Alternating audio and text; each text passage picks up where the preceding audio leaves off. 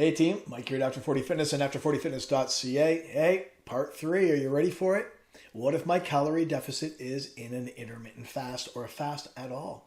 Do I get those protection mechanisms that will save me from losing muscle and having a drop in my metabolism? Oh, you're ready. Are you ready? You're in for it today. I got 6 studies going to straighten you out. If you truly believe that you're not going to lose any muscle on intermittent fasting without exercise, get ready for it. I'm going right for the jugular. Okay, no, not pulling any punches. You need to know by the time I'm done, you will be convinced that if you don't work out today, you damn well better. You need to focus on protein and your deficit cannot be severe. If this is your first time to my channel or you haven't yet, please do subscribe. Hey, hit that like button, like the video, subscribe to the video, share this video. Anytime, by the time I'm done, I'm hoping that there's a whole lot more people when someone jumps into social media or into a Facebook group on fasting and says, I want to fast, I want to cut some calories, lose some weight, but I don't want to work out. I heard I don't have to. Is that true? I'm hoping I see a whole lot more people go, oh yeah, no one's coming to your house and twisting your arm. Can't make you work out, but believe me, you want to.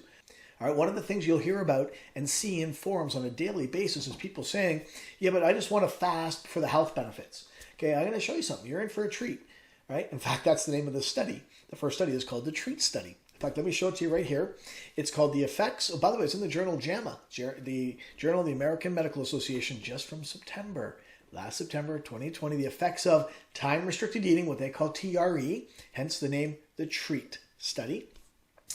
Time-restricted eating, okay, let's just call that IF, right? You and I refer to that daily in the forums and social media and Facebook as IF on weight loss and other metabolic parameters in women and men who are overweight and obese.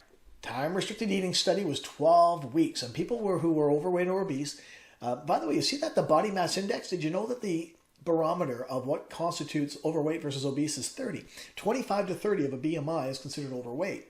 Over 30 is considered obese, and over 40 is considered morbidly obese. Okay, your health is really at risk. So it's a 12-week controlled trial of people from the ages of 18 to 64 that were either stuck into the IF group or the non-IF group. Let's have a look at the difference between them.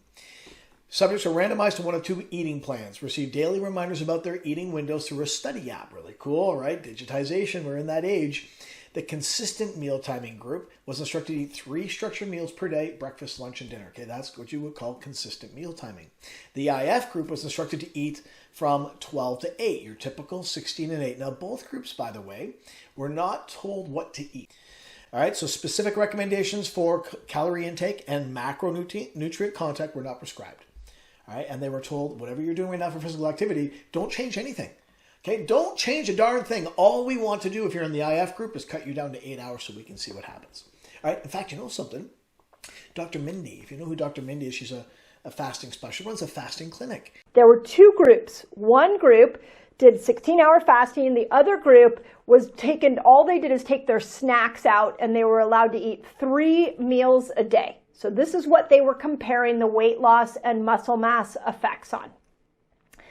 The challenge, and out of those 2 groups, they came out and said, nah, intermittent fasting doesn't really help you lose weight. But they were just comparing intermittent fasting 16 hours to 3 meals a day. So just because fasting is amazing and it helps with so many things, it doesn't mean that it gives you free license to eat whatever you want, especially when it comes to weight loss. All right, so Dr. Min doesn't like the fact they're just comparing IF to non-IF, right? I think while it's a very common consensus that IF is just good on its own, she doesn't like that. She wants her people in her clinic to also at the same time have a calorie-restricted regimen, preferably keto or low-carb or Atkins, okay? And when they do IF.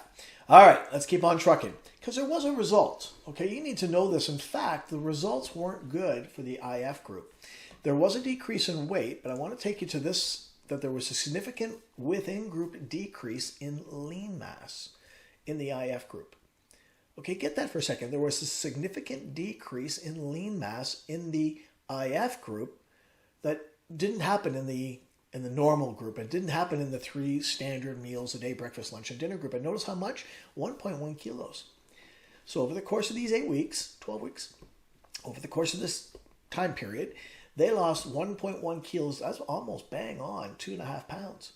All right, pretty darn close to 2.5 pounds. And all they did was eat 4 hours less per day. Well, no wonder, Dr. Mindy. In fact, let's have a look at what Dr. Mindy says right here. We're learning that when you fast too much, that there's a possibility that there could be a negative effect. You have to vary your fasts. 24-hour fast one day, 13-hour fast the next day, no fast the third day. It needs to constantly change. Oh, that's telling. I mean, look at this right here. Here's the conclusion, is that the majority of weight lost in people in the IF group came from lean mass rather than fat mass. Oh, that hurts.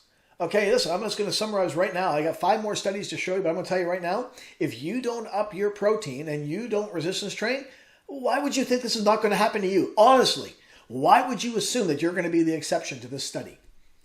All right, or to the next 5 studies, by the way. Up your protein a little bit more. If you're in the 20% or less, even if you're in the 20 to 25, up it to 30%, if not a full third.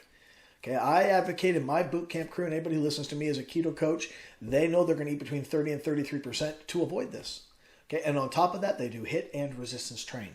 We're going to talk about that some more.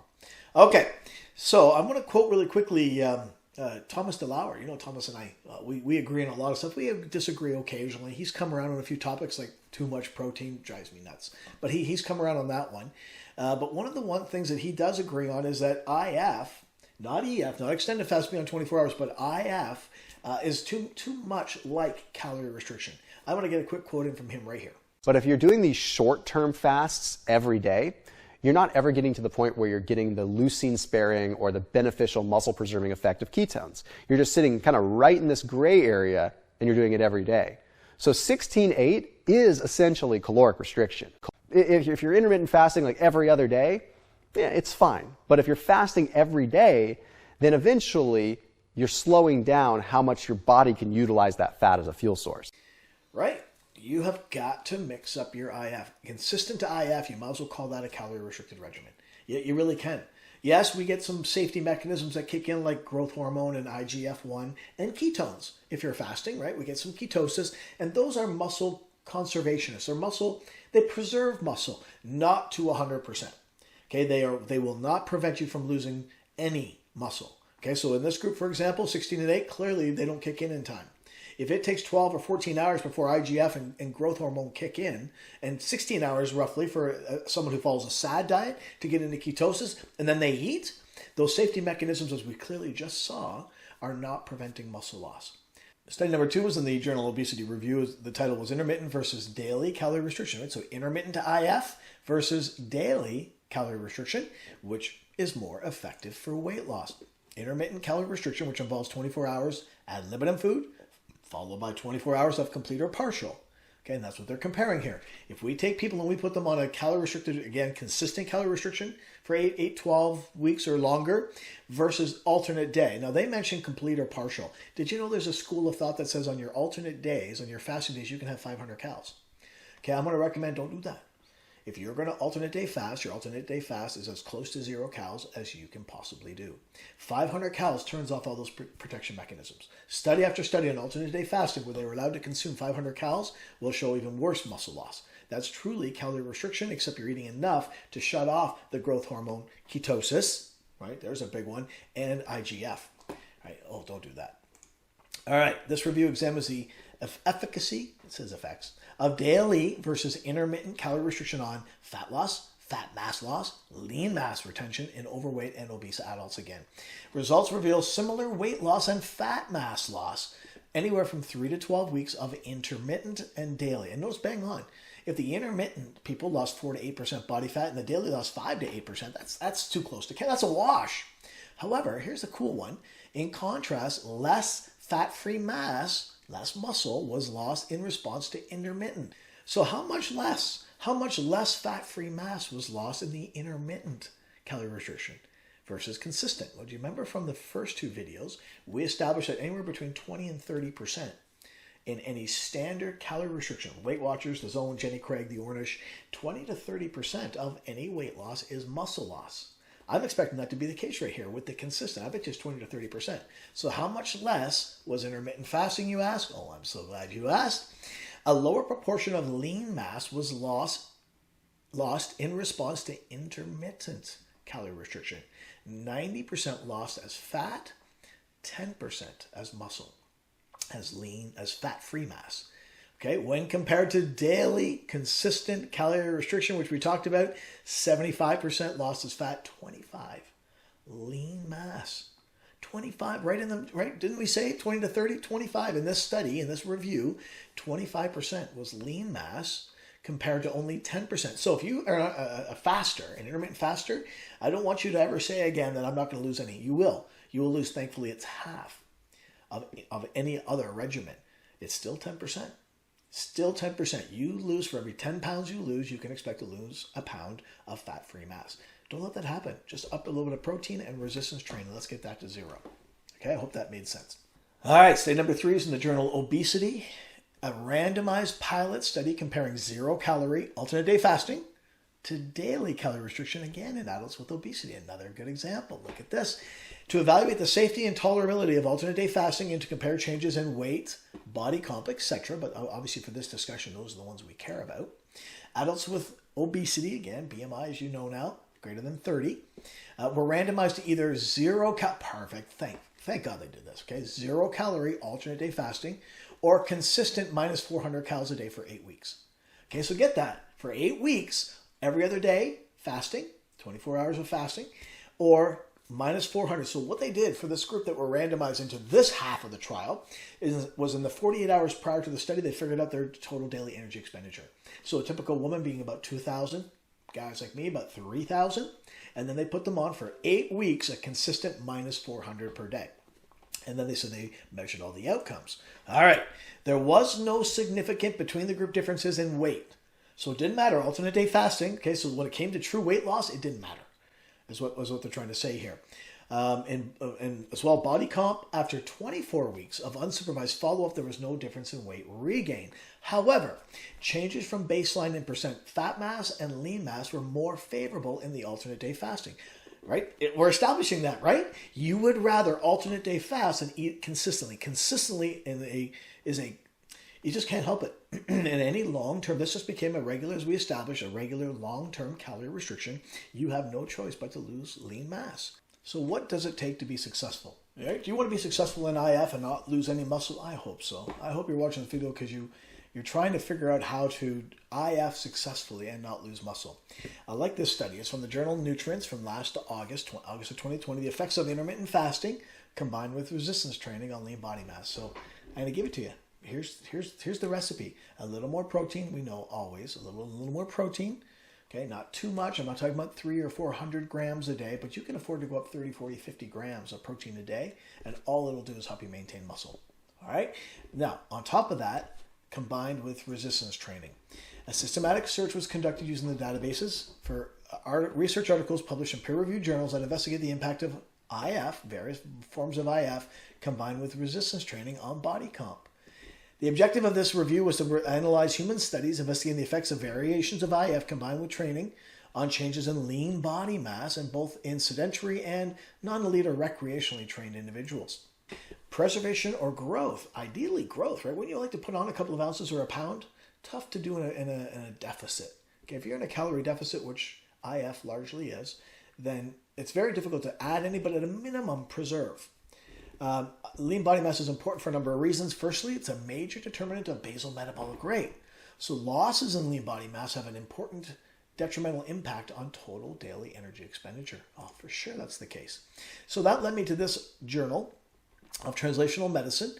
All right, this was from 2016, the effects of 8 weeks of time-restricted feeding, 16 and 8, on basal metabolism, maximal strength, body comp, inflammation. And this was in resistance-trained men.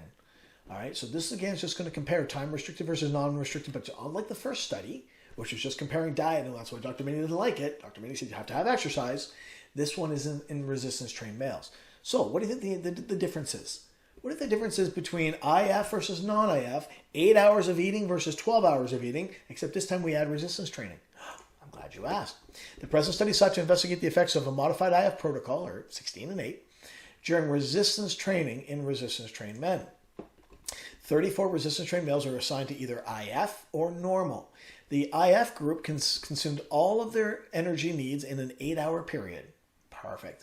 And their meals were at 1, 4, and 8.